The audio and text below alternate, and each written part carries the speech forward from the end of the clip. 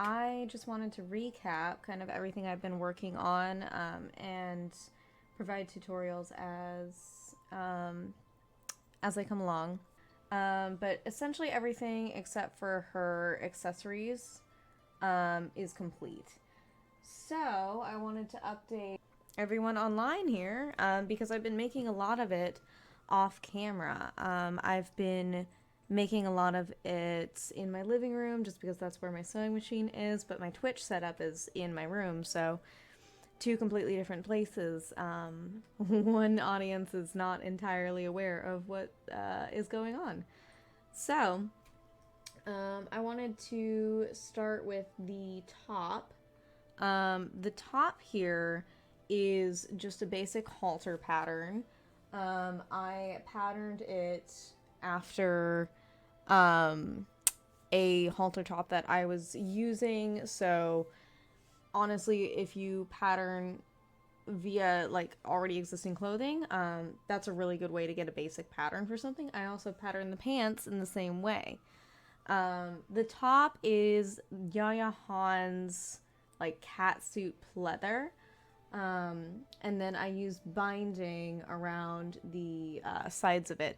The little things, the circular things, they're actually curtain grommets.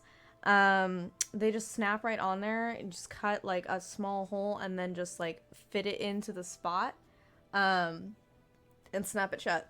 And then the X itself is just two pieces of elastic sewn on top of each other. So really simple. I think also we should move on to the back. The back of the top is two D-rings. I specifically got the larger ones. I think I got like a 1 inch or something like that. But I got larger size D-rings. And I inserted those at the base of the halter strap, and then also the piece that connects to the bottom of the halter, and then wrapped it around. It's just so it's a double fold, so it's just folded over and then sewn on top. Not my best method, not the cleanest looking method either, but it's just kind of what I wanted to do in the moment, so that's what we got left with. And that essentially covers the top. And then the belt loops are just binding that are hand sewn on. The belt is just an old one I had laying around.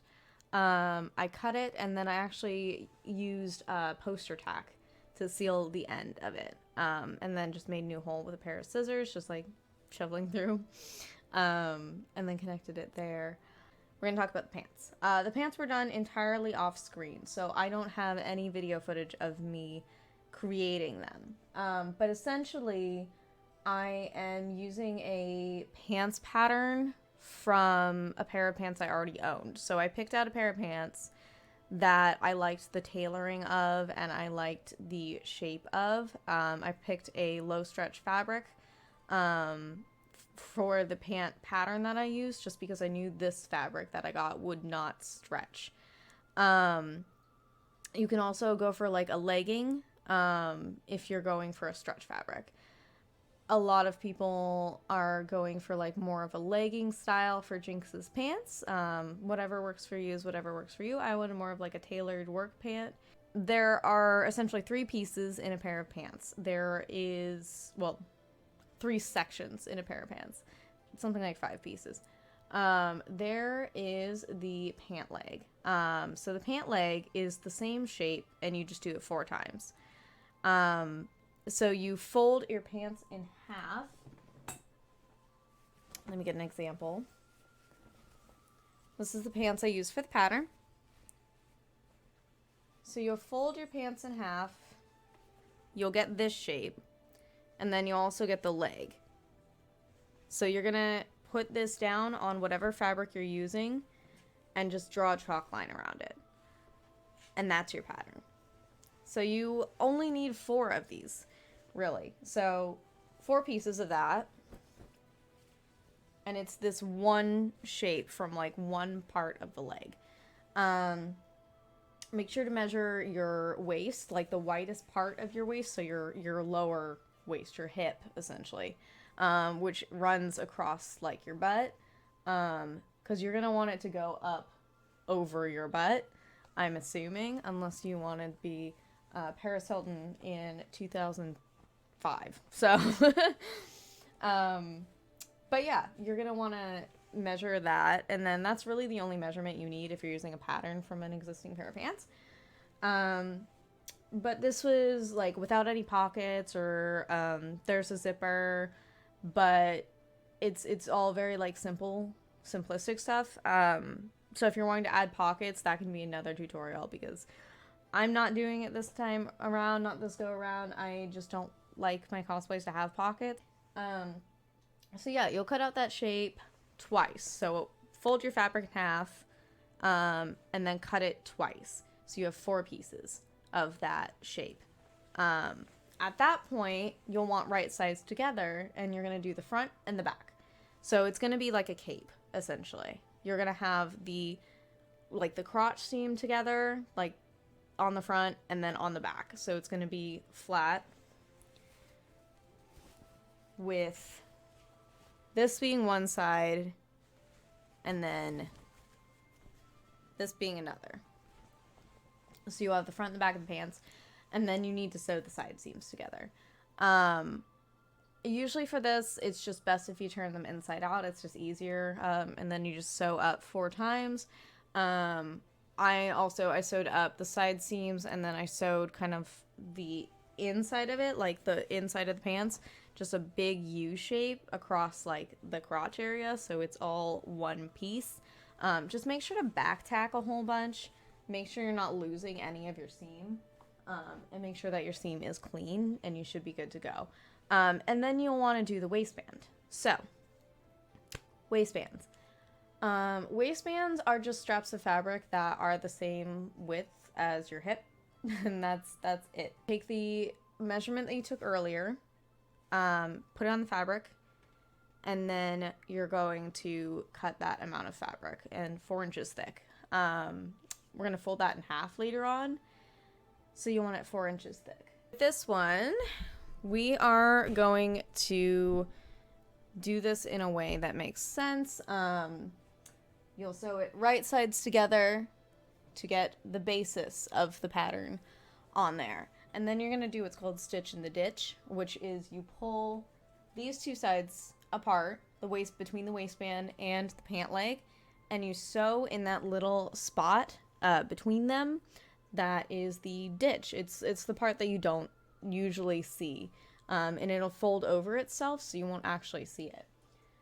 What this creates is it creates a very tight, solid waistband that isn't going to come apart, and that is going to be functional from the insides and the outsides. So, very important.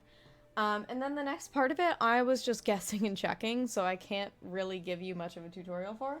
I did add a zipper. There's an invisible zipper in here. And then there is a belt loop and a button, or not belt loop, there's a button and a buttonhole where the waist connects. So I'm just tightening it and cinching it with both those things. So I'm using my button and my zipper to cinch it to my waist with how I'm comfortable wearing pants. Again, if you're doing a legging style, you don't need to do any of this. Once you've got the waistband in there, it'll stretch, and you're done. But this is just how I like to do pants. It's a little more complicated. It's a little bit of extra work, but it's worth it in my opinion, because I like my pants to look tailored, even if it is for something like Jinx. It's just my preference.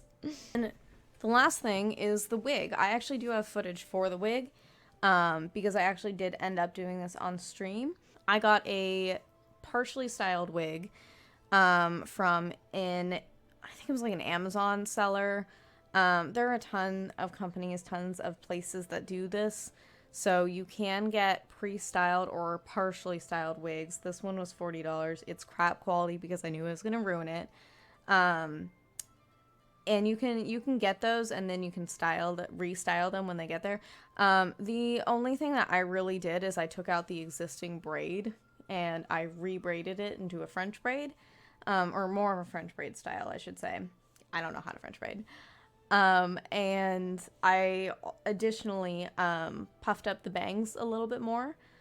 The method to do this I will cover later on in another video. I plan to, at least.